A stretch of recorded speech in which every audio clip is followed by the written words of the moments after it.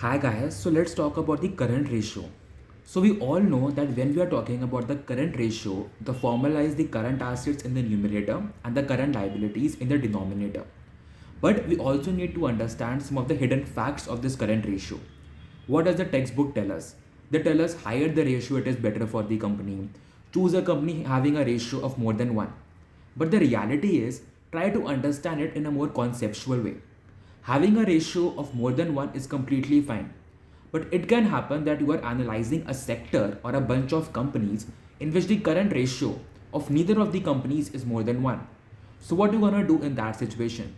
Of course, in that situation where the current ratios of that set of companies or bunch of companies is less than 1, maybe zero point 0.6, zero point 0.5, 0.9, 0.99, in that case, you're going to choose the company having the highest current ratio, of course, having 0.99 instead. Correct. Also taking into consideration the other metrics as well. So I believe that this more than one factor is just an arbitrary number. You need to take into consideration the other companies maybe having a ratio of less than 1, or further taking the average of all these companies current ratio and taking that particular company for further analysis whose current ratio is higher than the average current ratio, maybe less than 1 as well. The second factor we need to take into consideration is that when we are taking the sum of the numerator part, the current assets part, we are taking into consideration cash, the marketable securities, some other kind of cash equivalents, your prepaid expenses, inventories, debtors, and short term investments. We need to take into consideration each and every aspect of the current assets as well, and need to think that which current asset is the best one among the set of current assets. Like for example, the prepaid expenses. The prepaid expenses have been paid already. Are they used for that business or not in that current state? If some kind of a creditor comes into place or some kind of short-term debt you have to fulfill, will you be able to use that prepaid expense? No. The second one is maybe your inventories. It is not 100% possible that you are able to sell off your inventories as per your desire. It can happen that the demand for that particular inventory or that good has wiped away, and you are not able to sell that particular inventory and not able to get that money. How will you be able to prepay, or how will you be able to pay off that kind of a creditor or a short term debt obligation which has come upon you suddenly and you have to pay it? So the prepaid expenses are gone, the inventories are gone. Debtors. So debtors are the person from whom you have to recover the money. So for example, some urgent liability comes into place and you have to pay that amount. You cannot force your particular debtor to prepay you the money before that stipulated time. It can hamper your customer relationships.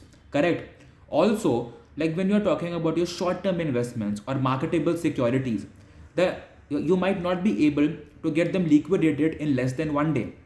Correct. Like for example, like there might be some weekends or there might be some guzzled holiday off, and you have to liquidate your investments to pay off that short-term debt which has come upon you drastically. Again, that can create a situation, a problem for you. So which is the best ingredient of that current asset components in that numerator part? The best one, of course, is cash. Because cash is something which you can keep with yourself either as hard cash or in the bank balance.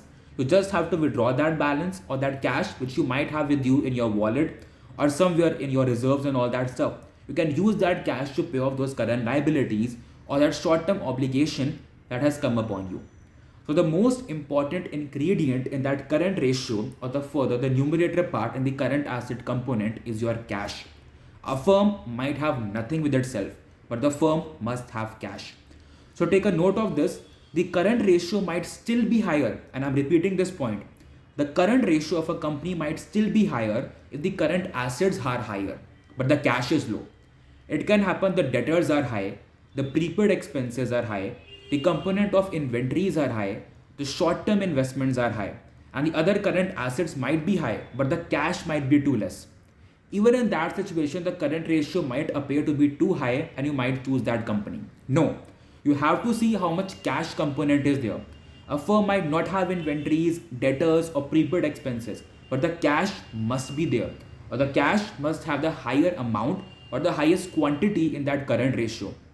Okay, so the best indicator is choose the cash ratio instead of the current ratio. And also in the cash ratio, we tend to take into consideration the marketable securities or the cash or cash equivalents in the numerator. Try to ignore that fact also. Take into consideration just the cash by the current liabilities and see the financial position or the liquidity of your enterprise. So that is something I had to tell you about. So coming up with more ratios in the next videos. Thank you.